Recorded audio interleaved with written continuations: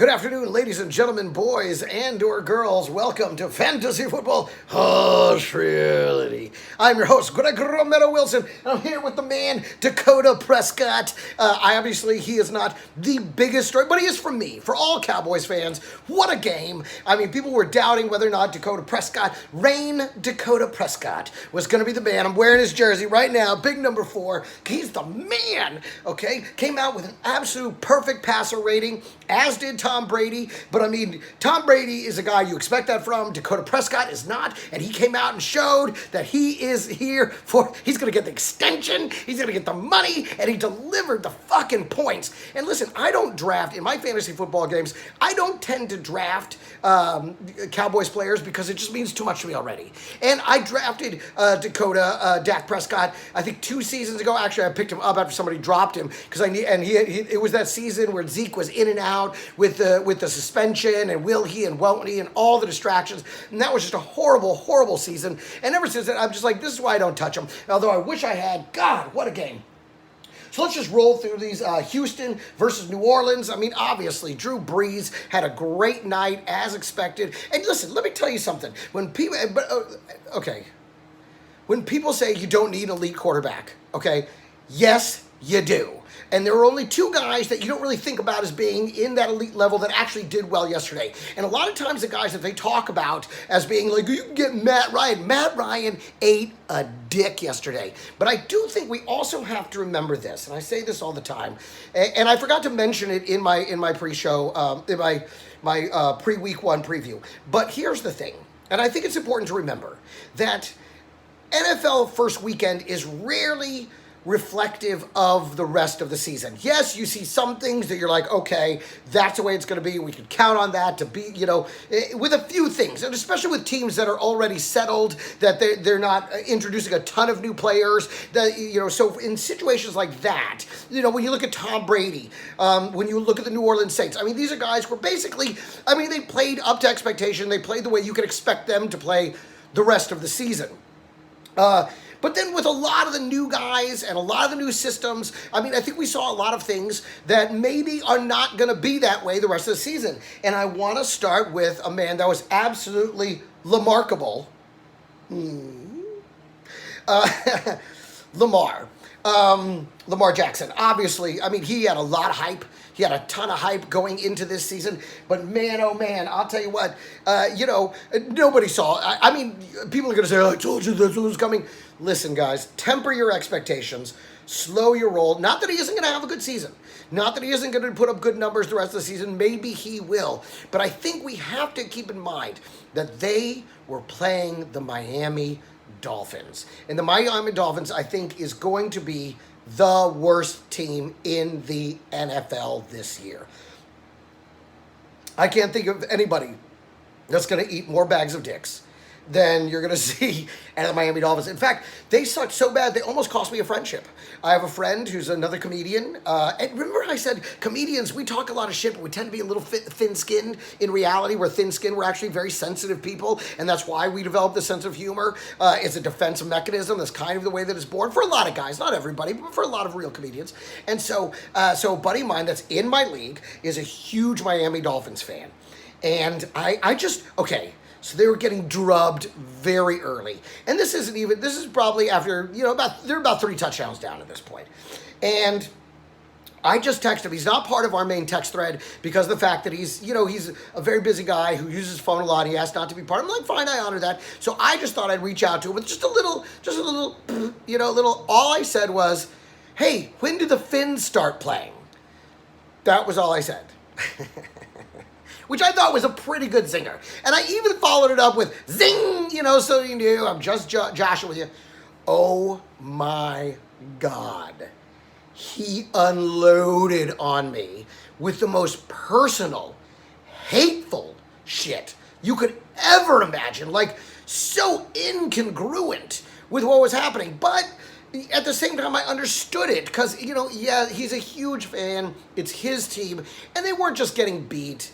They were getting absolutely boofed in front of, on national, well, not national, obviously it was not the national game, but I mean, right there in front of the world, just, I mean, in the most dramatic, horrific fashion, and I touched the nerve. I'm a habitual line stepper, that's what I do, but again, it's fantasy football, shit talking, and I didn't even think what I said was that. I was just kind of like, hey, your team's good, but boy, he said personal things. But at the same time, I also knew in a few hours, once he calmed down, once it wore off, he would regret saying those things, and he and I would be able to reach an understanding. And that's exactly what happened. Sometimes we get really wrapped up in this, especially week one. Everyone's full of hope. It's Christmas morning. You're unwrapping your presents, like, let's see what we got. And he opened his, and he didn't have a lung of coal. He had a box of steaming fucking shit. So, but guys, we have to remember this across the board. It's just a game. And even when you're taking a beating, whether it's your fantasy team or whether it's your real team, you gotta, guys, come on. At the end of the day, it's all should be in just good fun. And so, but he and I, we managed to work our way. We managed to hug it out via text, and we got back on the right track. But I mean, really, some of the most horrible things. He really attacked me personally. He attacked me professionally. He attacked me in every way that had nothing to do with football. And said some really bad things. But at the end of the day, again, it's just a game. He realized that later. He apologized. I apologized. Maybe that, I didn't think he would take it that badly. It wasn't that late in the game. I thought he would see it for what it was. I thought maybe a go fuck yourself, something like that. But, ooh, he unloaded hard, boy. So, guys, just remember, it's only a game. It's just a game. Now, I can say that because my Cowboys came out and dominated their game, baby. And not only did they dominate, but all three of my leagues, I went 3-0, although it was scary down the wire. Okay, because going into the final game, Houston at New Orleans, okay, I'm up on this guy by 45 points, okay? But he still has Drew. I think I was up by 50 points. I was like up there around like I think I was near 140 and he was like or 130 and he was at like 74. Like there was a huge disparity and the projections were all looking good, but he had two guys I love that I fear, and I knew better than to gloat in advance. I was like, this is not over, because he had Drew Brees and DeAndre Hopkins. And good God damn, he rallied all the way back to take the lead by 5 points. He was leading, I think when he took over, it was 141 to 136. That's what it was. I had 136 and he had like 74 going into it. And then he came roaring. So I was up by like almost 50 points. And of course, Drew Brees, DeAndre Hopkins combined for over 50 points. And he came roaring back. So I'm down. Okay. So now I'm down by 5 points. Okay. And all I need in the Denver-Oakland game, the final game, Denver-Oakland, I have Emmanuel Sanders. Now, I picked up Emmanuel Sanders, and I played Emmanuel Sanders over DJ Moore. Because to me, DJ Moore was a question mark. But Emmanuel Sanders, every single year, the guy just manages to somehow be productive. Except last night. Okay. And this is what I love about fantasy football. Okay, all I need is 5 fucking points. 5 fucking points. That's all I need. Okay, and it's in a half-point PPR. All I need is like 3 good receptions. That's it for like 10 yards apiece, and I'm done. Okay? And this motherfucker Flacco, first of all, let's just admit, Denver look like garbage. And in many ways, I don't think this is the way it's going to be. They're figuring out a brand new system, They have an offensive coordinator who never been an offensive coordinator. They have a head coach who's never been a head coach, and he's a defensive head coach in Vic Fangio. And he brings this guy over who's never fully called plays as an offensive coordinator. So you got 2 first-timers right there. Not sure who the defensive coordinator is, but you figure Fangio is essentially the de facto defensive coordinator, regardless who he is in name. So you expect a big game out of that Denver defense, but you didn't know what you were going to get out of the offense. You got a crap game out of the defense, despite all of that talent. And listen, let's be honest. Oakland looked like a team so relieved, so just happy. And I'll say this. I think if Antonio Brown plays on Monday night, they lose that game. I think that he creates that energy, just keeps them out of sorts, keeps them off bounds. We've seen it when a quarterback has to force the ball to somebody because they paid him a bunch of money, and it ends up throwing off the entire chemistry of the team. We saw a team that had chemistry, that was motivated, and I'll bring this back to this. I was the guy. If you remember, I was the guy guy that said, why does everybody doubt John Gruden? The last time he played, he took the fucking Tampa Bay Buccaneers. Are you cuckoo? Are you kidding me? He took the Tampa Bay Buccaneers to the Super Bowl to play the team he had just left. So basically, he coached both teams to the Super Bowl. And that was the last time he coached in the NFL. And now you're telling me you don't think this guy can get an incredible performance out of his team? You're crazy. I was all in on him, and he showed it last night, and he managed to build this team up and make him a winner. And another guy that I was excited about, and I tell you what, I was afraid it was just a Hard Knocks hype with Darren Waller. But I'm looking at him, I'm like, this guy's going to be involved. And sure enough, he got like I think he had 9 receptions, something like that. Let's look it up. Scoring leaders, tight ends. Let's see what comes up. Where do we wind up with him, with my man? Let's see if we can find him here real quickly. Where is he? Darren Waller. They're not showing him to me. What's going on here? Do they already have? Oh, there he is.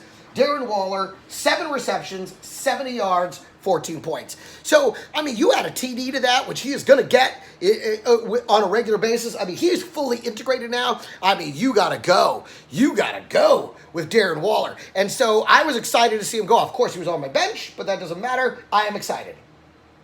So that game was a pretty incredible game. Obviously, I mean, a very good game for Alvin Kamara. If you had Alvin Kamara, you might have been a little bit disappointed in the way that it all came down for him. He wound up with 97 yards, 7 receptions for 72 yards. He never got a touchdown, but he wound up with 24 points. So, I mean, you look at that, and you're like, this is... Wait a minute, did he get no touchdowns? I thought he got 1. So, but the thing that's going to scare you about that, even though that was a great performance, you know, they brought in Latavius Murray, and Latavius Murray looked real good, and he was the one that got the touchdown. So, you want to be, I mean, that's a little scary. Chris Carson, here's a guy. Okay, so anyways. But that one, I mean, it was the points bonanza we expected. Deshaun Watson, a guy. Okay, so then in my Comedians League, I was playing the guy that beat me in the semifinals of last year, Jay Hollingsworth. And he brought out, of course, Tom Brady. Listen to his team, though. This guy, he plays all Patriots. And it should not have worked last season. And yet somehow it worked. And yet, so he played, but consequently he played Sony Michel, which this is the problem with playing running backs. It turned out to be a very heavy James White night, which if you played James White, you were probably very happy with his overall production. But ultimately, let's see what the last week's matchup was. I'm not saying at the moment, but anyway, so he plays all these okay, so he knocked me out. I had Deshaun Watson left to play, and Deshaun Watson came out and absolutely dominated the game, put up 30, because that's the time he played Tom Brady, who put up 34 points, but Deshaun Watson came roaring back with 33 points. It was a hell of a game.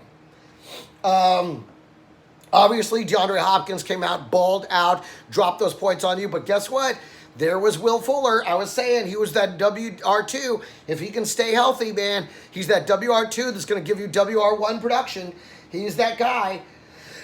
On the running side of the ball, I mean, it was, if you were expecting a big game out of Duke Johnson, Duke Johnson did very, very well. He looked pretty good, you know, but they did work in the new guy that they had. So, you know, you're going to have to temper expectations with him because Carlos Hyde wound up getting more touches. And Carlos Hyde ostensibly looked a lot better. And I know a lot of people were like, don't pick Carlos Hyde. Carlos Hyde is garbage. Well, I'm here to tell you, you might want to pick up Carlos Hyde because he may be seeing a lot more touches than Duke Johnson. To be honest, he looked more effective, and they seem to be plugging him in a lot more than I think everybody expected. So that's a dangerous situation you got there with Latavius Murray and with Carlos Hyde.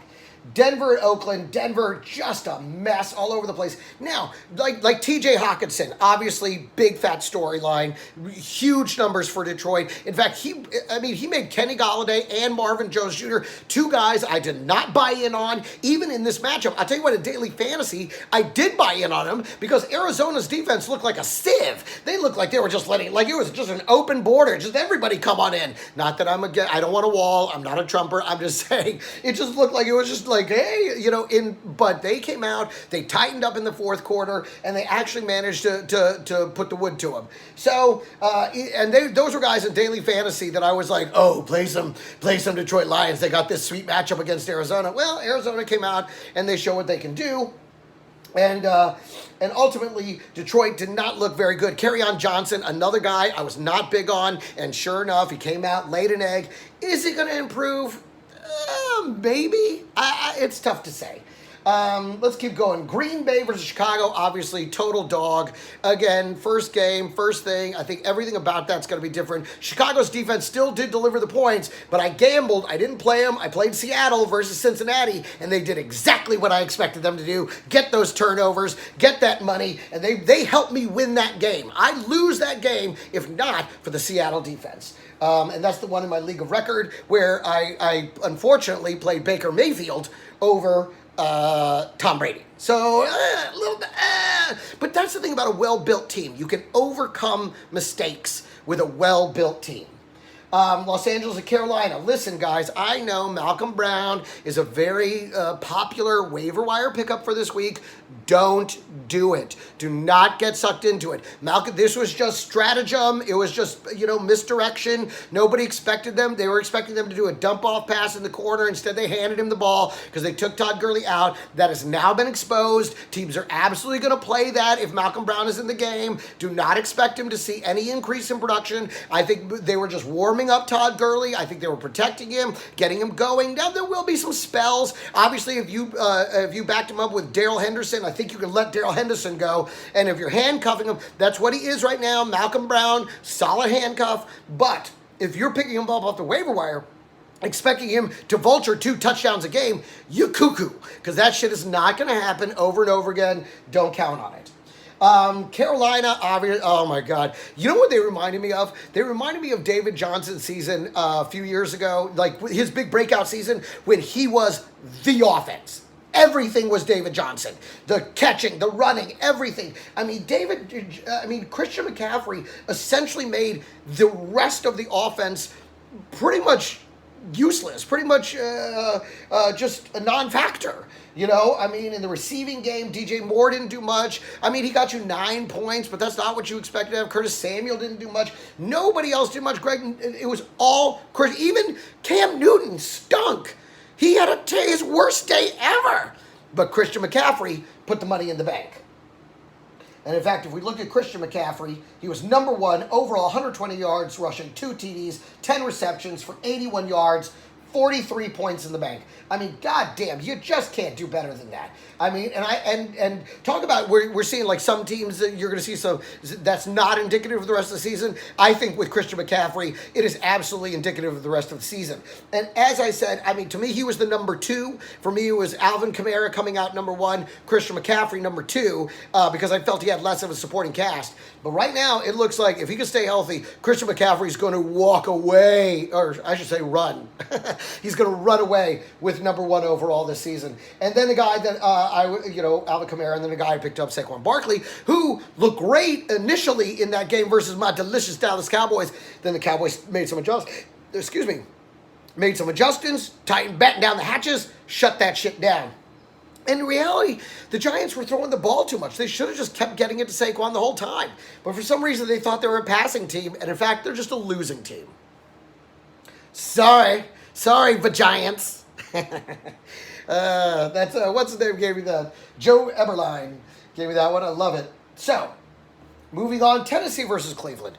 Okay, in one of my leagues, one of my first-time guys, it's my family and friends league, one of my oldest friends, Jeff Hudson, he had in the Tennessee defense, and I said, go pick up the Ravens defense off the waiver wire, and you play that Ravens defense. Now, while that turned out to be semi-true, and the Ravens defense had a phenomenal day, guess who was the only defense to outscore these guys? Tennessee. It was absolutely bonkers. Tennessee Titans, 23 points. Shockingly, it says the Niners were number one. I'm going to have to look into that. Niners, one of those games that I didn't actually watch, but we all know Tampa Bay did shit the bed. So, and that's the thing, like, I watch all the games except the ones on during the Cowboys game. So, a lot of times during the week, I got to go back and rewatch those games. Haven't had a chance to do it yet. So, but I guess San Francisco's defense just went to town on Tampa Bay. And this is a Bruce Arians team. And again, this is another team that I don't think week one is indicative of the rest of the season. But those Tennessee Titans coming out roaring. They had 5 sacks, 3 interceptions, one touchdown. I mean, they just went to town on these guys. And it looks like San Francisco defense actually got 2 TDs too. I mean, one safety, they got a safety on them. So, I mean, the Tennessee Titans, if my buddy, okay, so my buddy was playing this, my cousin's team, who'd been crowing because he had Lamar Jackson. But that's all he had. The rest of his team kind of shit the bed. He had one other great player. I forgot who it was. It may have been McCaffrey, but he had somebody else that balled out. And, Eckler. He had Eckler. So he had Lamar Jackson and Eckler. Everybody else, garbage. Okay, so Koala's Jeff team comes roaring back, have a great game, and they ended up losing by 0.7, less than a point. One of those incredibly tough, painful, right out of the gate. He had his foot, the 2 pieces so close, which again, and so I feel responsible because if he played the Tennessee defense, think about this: Tennessee versus Cleveland or the Ravens versus Miami. Who do you think? I mean, to me, it's a lock.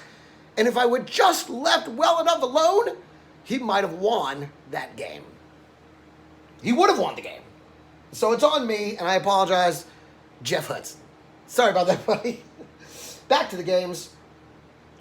Cleveland, and again, this is one of those games where I think for Tennessee, you got a real glimpse of who they are. And with Cleveland, let's be honest, they needed a reality check. This is the punch in the mouth that they needed. This is the heat check. They just needed, it's like, hey guys, slow your roll, focus on football. And to be honest, my heart was kind of feeling that might be the case because when you look at the offseason, Baker Mayfield's crushing beers, doing commercials. It looked like he was doing everything but focusing on football. I feel like they were, like, once they signed OBJ, they just were like, we got it, guys. And they kind of laid off the gas. And, again, Nick Chubb, I was saying, I didn't want to say it would be Connor. Again, maybe, I don't think this is the Pittsburgh team.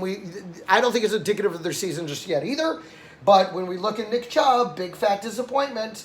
Let's see if we can find him on here. Nick Chubb, there he is, your 24th ranked RB, 75 yards, 3 catches for 10 yards, 11.5 points. No bueno. Now, does that mean he's going to suck the rest of the season? Maybe not. It may actually be Connor. Somebody's going to be the bust, and it might be Connor. I didn't think it would be, but that Pittsburgh team, you know what? It just shows. As much as you want to say you can replace, I talked about this, how we've seen wide receiver 2 step into the 1 position, and all of a sudden they struggle, and we saw that with Juju Smith-Schuster. It finally came to fruition this week. He struggled. He absolutely struggled. And you saw James Washington and the other guy were doing much better because he was struggling with wide receiver 1 coverage. We saw this with Tyler Boyd, and we saw it again with Tyler Boyd. Guess who was the guy who did great over there in Cincinnati? John Ross. Why? Because all the real coverage was on Tyler Boyd, and John Ross is a speedster, and he managed to get open. He's a guy you want to pick up off the waiver wire this week. John Ross, Jamison Crowder, Hollywood Brown, AP, Madison, TJ Hawkinson. Okay. Moving on, Kansas City, Jacksonville. Listen, I thought Jacksonville was really, the defense was going to come out and listen, they punished Mahomes. And I think the hits they put on him, these are going to pay dividends down the road. I think Mahomes you can't take a beating like that every single week. Jacksonville hurt this guy. They had him limping, and I'm telling you, a cumulative injury. I think this is something that you might see slow Mahomes down later down the season, the long season, and he took a fucking beating. Foles got knocked out, and ultimately, but listen, I can't even say that that's why they lost the game, because I gotta tell you, I like this Minshew guy. This Minshew guy came in, and the kid balled out. The kid was a fucking baller. It was very exciting. I was all in on that. I was very excited about that. So I like Minshew, actually, and I like Jacksonville's chances with Minshew. They needed to get Leonard Fournette going, and I don't feel they do that, but I also feel the Kansas City defense showed you that they're back. They're a very good defense, and they're a defense you might consider as a streaming option going forward. So we'll see about Jacksonville. We'll see about Leonard Fournette. He was my bounce back player of the year. I feel like they didn't, I feel like it was kind of a preseason game for him. I don't feel like he really got going the way we needed him to get going. I want to see more out of him. Don't close the book on him just yet. Baltimore at Miami. Listen, Baltimore was everything you wanted them to be. I mean, but again, we have to temper it. But I had said I wanted Mark Ingram. I wasn't able to get him in any of my leagues, and I was watching him just do exactly what I thought he was going to do. But again, Week 1 against Miami. Now they got what seems like a good matchup against Arizona, but Arizona's a team that kind of caught fire there in the last quarter of the game, and then began to show you what they might be. We'll see. I mean, they might be a tougher challenge going into this week. Let me see. Baltimore, and Miami. I don't know what to say about Miami. Fuck them. I mean, just drop. I don't know. We'll see if they can improve. It was a really horrific day for them. Maybe they bounce back. Maybe let's not close the book on them, but you can turn the page. I have Kellen Balaj. I'm not sure I'm going to keep him. I'm going to hold on to him for now. I don't think they use their talent right. Atlanta and Minnesota. Atlanta, oh my God. Again, I don't know that we're necessarily seeing what the whole season's going to be like for Atlanta. I don't know that we saw that. Don't close the book. I don't even think you turn the page. Devontae Freeman, I think you saw the Minnesota defense is back, though. They struggled last year. They're back this year. They put the kibosh. They put the hammer. They put the hammer down on Atlanta. But again, this brings me back to you can get Matt Ryan, and he's going to be there you go. Guess what? You lost. Why? Because of Matt Ryan. Minnesota, though, Kirk Cousins showing that he's a QB2. That's it was the Dalvin Cook show. Which again, I know Dalvin Cook is explosive, but I don't buy in on him. Why? Because how many more games does he have in him before he gets injured? Which we already saw with Darius Geis, and I thought Geis would last longer than Cook. But no, oh no, Cook came out on fire. But I'm telling you, pick up Madison now. If they don't have him handcuffed, you go get him because he looks fantastic. He's so great, but I don't know. Him and Geis, those are the two paper mache needs. I don't trust him. And with Geis, it was the other knee. It's not even the one that he had fixed. Atlanta, Minnesota. That was really the guy Thielen still was productive. He was what you wanted him to be. Stephon Diggs did nothing. But again, I think the Dalvin Cook thing, we'll see. We'll see how this plays out. But that Madison kid is back up. He only played a couple snaps, but he looked fantastic. Buffalo and New Jersey. At the Jets. Listen, Buffalo. Hey, listen. The arm showed up. He finally showed up at the end. But I was hoping it would be Zay Jones. It's not Zay Jones. I forgot who the receiver is, but there was the one receiver that is going to be the guy, and it's not Beasley.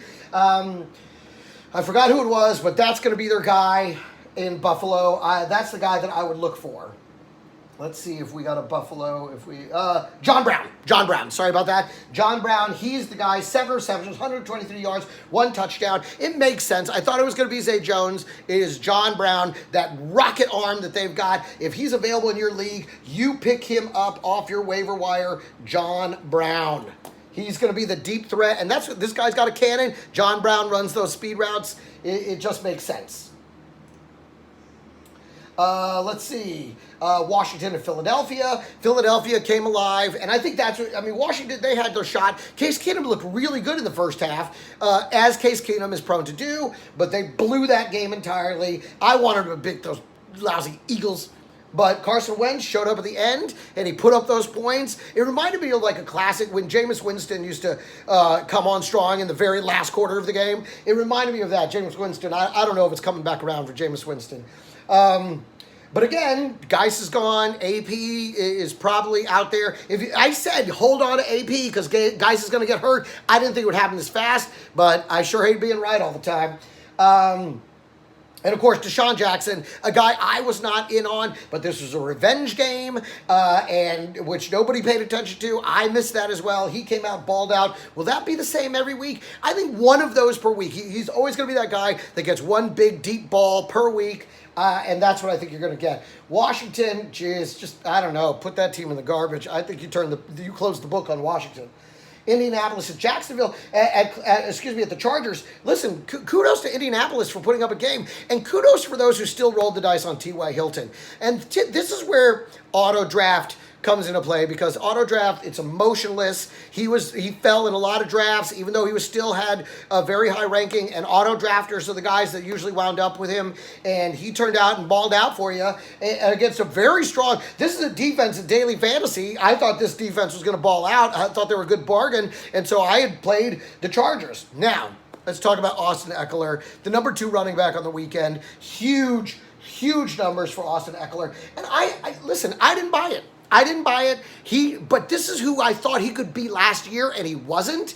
And he came out, proved me and the doubters wrong. Good on you. And if anything, you made Melvin Gordon's holdout look a little more meaningless.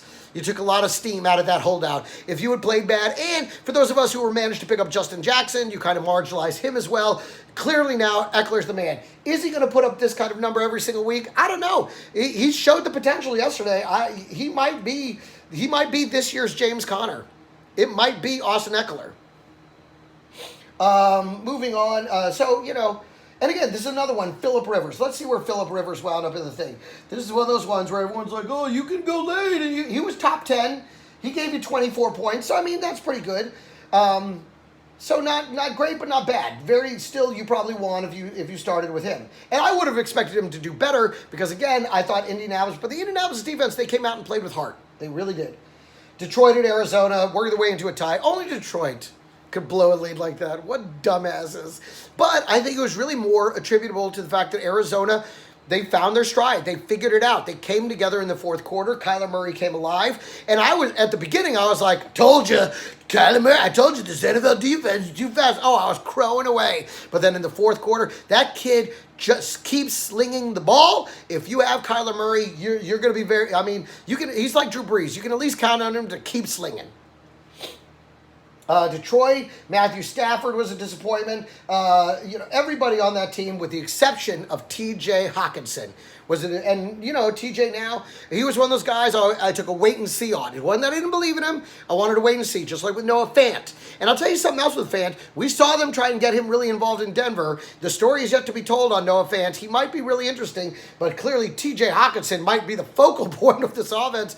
But again, week 1, let's see. Now the news is out. Now defenses are going to be keying on him. He ain't going to be able to slip right out like that without anybody noticing. So keep your eyes. Let's see how this translates into the rest of the season. Arizona, I picked up and played Larry Fitzgerald. And I played him because I was like, if this offense does work, the beneficiary has got to be Larry Fitzgerald. And God bless it if I wasn't right. Woo! Down that stretch, couple of big bombs, got that touchdown. I was like, oh my God, it's happening. And it was not Christian Kirk, Larry Fitzgerald. Although Christian Kirk got some balls too. He got some looks. He got some stuff done. He's not irrelevant, but it looked like Larry Fitzgerald. Of course, my Dallas Cowboys rickrolling them New York Jets. Never gonna give you up, never gonna let you down, never gonna run around and hurt you. It was fantastic. Tampa Bay, again, Ronald Jones seems to be the guy there. It isn't going to be Peyton Barber, but we got to see if they can get it together. That was a horrible, they made San Francisco look fucking fantastic, but listen, San Fran, it was their day. And really, they did it with defense more than anything else. And now, Tevin Coleman's got an ankle thing. So it looks like Matt Breida is now going to be the guy. So if he's out there, grab Matt Breida off the waiver wire. New England at the Patriots. Obviously, Tommy Brady, Pittsburgh. Week 1, baby. Week 1, I think Pittsburgh rebounds. I think Connor rebounds. I think Juju rebounds. I think Ben rebounds. I think the whole team rebounds. Vance McDonald gave you a bagel? He pulled a full Blutarski, boy. Thank God I was up against him. And that helped me win the game. So listen, guys, Pick up Jamison Crowder, Hollywood Brown, Antonio Brown, Madison, John Brown, TJ Hawkinson. Just these guys, they're the ones you want to go out there and get. Matt Breida, if he's out there. And that's it. You guys, Ronald Jones, if he's on the waiver wire for some reason, get Ronald Jones. And that's it. You guys, thank you. This has been the Week 1 recap, utterly LAMAR-kable. I'm Greg Romero Wilson. This is Fantasy Football Harsh Reality.